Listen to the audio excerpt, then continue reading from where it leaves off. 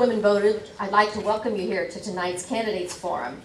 And this evening, of course, we will have feature the candidates in the office of Judge of the Court of Common Pleas. This evening we present for you our first Candidates Night Forum featuring the two candidates running for Lebanon County's Court of Common Pleas, Republican Charles Jones Jr. and otherwise known as Charlie Jones, and Democratic candidate Loreen Burkett.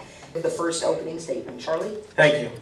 Good evening. I want to thank the League of Women's Voters and WLBR for inviting me here tonight. I also want to thank the folks whose doors I've been going to. I've greatly enjoyed meeting the people of Lebanon County while going door-to-door campaigning over the last 10 months. And I thank you for allowing me to meet with you and discuss my qualifications. I've lived here in Lebanon County since I moved here with my family when I was 10. After graduating from law school, I was pleased to return to Lebanon County in 1991 as an assistant public defender, and then in 1993 I was appointed chief public defender, and I've continued to serve in that position until today. Working in the courthouse on a daily basis has given me extensive courtroom experience. My office represents over 1,200 individuals per year, and I'm responsible for the administrative duties of the office, as well as handling a full-time caseload and hiring and training the attorneys that work with me in the office. I've tried dozens of criminal jury trials, and I'm extremely well versed in the rules of evidence as they apply to civil and criminal cases. An effective judge must be fair, impartial, and trustworthy. Throughout my career, I've earned a reputation for honesty and integrity. I am committed to work hard. I will listen to those who come before me, and I will be consistent and fair. I'm invested in the welfare of this community. I serve on the Renaissance Crossroads Advisory Board. I'm the Vice Chairman of the Criminal Justice Advisory Board, and over the past 18 years, I've been a guest speaker at various middle schools and high schools, as well as several colleges here in Lebanon County. I volunteer as a charity fundraiser. I'm a Sunday school teacher, field day coordinator at a local elementary school, a street fair volunteer, and for the past 8 years I've coached soccer, basketball, and baseball for various Lebanon County teams. It would be an honor and privilege to serve the people of Lebanon County as the next judge of the Court of Common Pleas. Charlie, thank you. With opening remarks, we welcome to the microphone Democratic candidate Loreen Burkett. Thank you. Good evening, and a special thank you to the League of Women Voters and to WLBR for hosting the Candidates Forum tonight. The citizens of Lebanon County will be making a very important decision in about a week. Who will be the next judge of the Lebanon County Court? My hope is that once the citizens compare the experience of the two candidates, they will come to the conclusion that I am the best prepared to become judge in 2010. For the past 21 years, I have practiced law here in Lebanon County. Opening a private practice and operating that as I have has made me sensitive to the challenges faced by all local businesses, the need to be fiscally responsible, and the necessity of working long hours to get the job done. During my more than 2 decades as an attorney, I have practiced in all areas of the law, civil, criminal, and family law. Whether it is probating an estate, representing a business, or filing a landlord-tenant action, I have been there in court. Nothing, and I repeat nothing, better prepares one to be a judge than to have participated in a wide-ranging set of court cases. For 18 years, I have represented the abused and neglected children in this county, protecting their best interests and making sure they are placed in a safe and loving environment. I also represent the truant children and take a stern stance with them to ensure that they return to school as the law requires. Perhaps most importantly, for about 10 years now, the Lebanon County Court has selected me as the only attorney to decide both child custody and divorce cases. In this role, I have moved beyond being an advocate and have weighed evidence, made judicial rulings, and written opinions. No other position in Lebanon County so closely mirrors what a Lebanon County judge actually does at work. My commitment to Lebanon County is deep. My husband Jim and I have resided here together for 21 years. We love this area, and it is our desire to stay here forever and to continue to raise our son Joey here. Lebanon County is my home.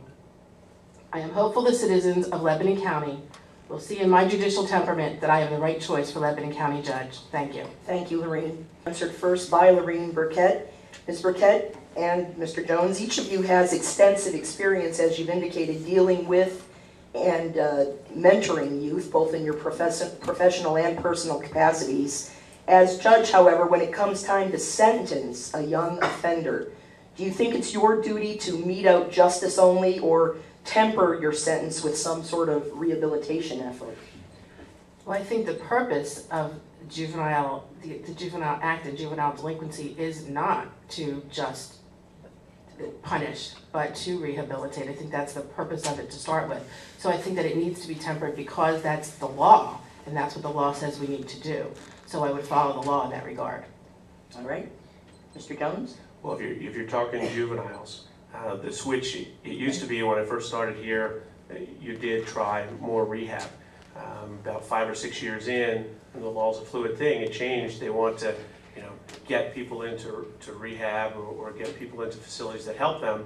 But the switch became, look, these juveniles are out there doing some really serious crimes. We want to hold them accountable. Whether it's as an adult, you've had a shift where if the person's a certain age, they can be direct filed to adult court if it's a felony and if, certain other things apply. So there has been a switch in the last 18 years or so that I've been doing this more towards accountability. And I think really you have to pay attention to what the litigants are saying. In a juvenile case, you're going to have juvenile probation. A lot of those folks are going to know this juvenile and his or her circumstances better than you will as a judge. They will have worked with them. They will have talked to school administrators. They will have talked to teachers. They will talk to coaches. And they will give you a good sense of, I met with a gentleman a couple weeks ago in Paul Meyer, and he said, the screw-up who's going to do better and the screw-up who's going to continue down that road. So you have to be able to have an open mind and figure out which one of these juveniles needs to be held accountable and in what way that accountability is. A lot of times the district attorney will decide this is a direct file matter and it's out of the judge's hands. For those cases that come before you, it's very important to listen to what the litigants have to say, to listen to what the juvenile probation department has to say about this individual, and before you make your decision. Mr. Jones, it is said that judges often become isolated from the general public because of the nature of their work. As judge, what do you plan to do to keep in touch? Well, I plan to keep coaching. I think I'm going to follow my kids all the way up through and then try and convince some of the coaches who follow me up with their kids to go back and coach, especially at the lower levels. I mean, it's a lot of fun when the kids are running around in beehives. And, you see, especially I coach in the city, and you see any wide range of kids.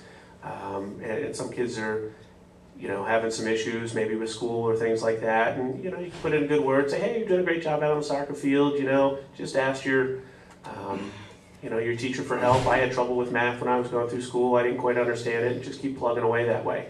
I think the more you try and not take yourself too seriously, the better off you are. You just have to, talk to the folks maybe in probation and parole, find out what's going on with clients and things like that. You can keep yourself in touch that way. Talk with folks in domestic relations and children and youth and finding out, what's going on that way. I've got 3 kids. They're 6, 10, and 13. I'm sure following their lives will help me keep in touch that way. And again, just go out and continue doing what you can in the community. I mean, you can't act as a fundraiser, but you can volunteer your time to certain organizations and help that way.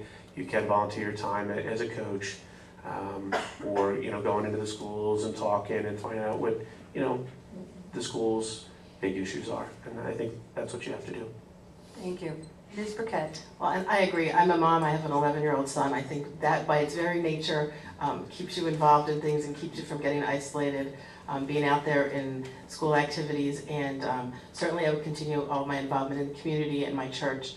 My husband is out in the stores all the time. He's a Tasty Cake guy. So he keeps me involved in the community, and there's no way that I would be able to lose touch because he's out there every single day telling me what people say all the time. I think it would be completely impossible to lose touch with him by my side. Thank you.